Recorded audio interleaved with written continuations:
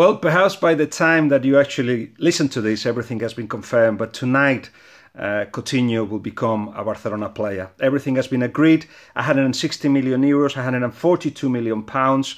Apparently, it's about 120 million fixed and 40 of adds-on, but quite an easy adds-on. So it will be a huge figure both for Liverpool and for Barcelona. It's an interesting time for Barcelona because it looks like, if you look at what they've done and with Dembele as well, they want to get Griezmann too for 100 million euros in the summer, that they're able to compete in the market with anybody. But it's a little bit of a difficult moment for Barcelona because they will not be able to continue to spend this kind of money in the future. They won't be able to, unless they bring a huge amount of money that at the moment they still haven't got. Their percentage of wages in respect of the income coming in is too high, it's over 80%, and they need to reduce the squad. They want to get rid of about 8 players between now and the summer. That includes, of course, Denis Suarez, Alex Vidal, Mascherano is going to China, Paco Alcácer, Digne, but it could also be some of the players that have been playing regularly for Barcelona. We will see. There's about 8 that they want to get rid of. Some of the high earners, Arda Turan as well. And they're doing that to reduce the amount of wages, of course, but they're also doing that because they feel that the squad needs reinforcements.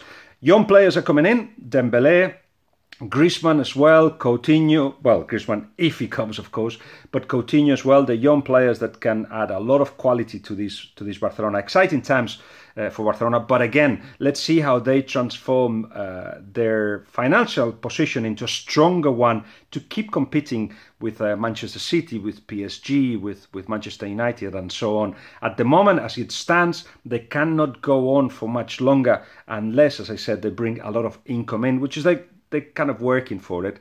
Now, it's interesting that you need to know that Messi wanted Barcelona to be very, very competitive, and to do that, to be competitive, they needed to bring big players. And that promise that José María Bartomeu, the chairman of Barcelona, did to Messi, it's been completed.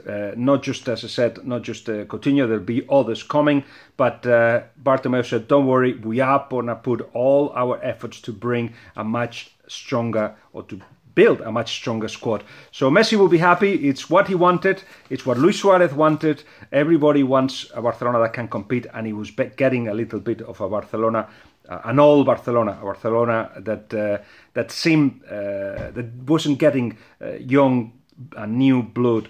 Quality is coming now. As I said, let's see what happens in the summer. The role of Coutinho is going to be very clear. He will have to adapt to a role that how the Barcelona foresee, the technical side of Barcelona foresee Coutinho to be more of a midfielder than a forward.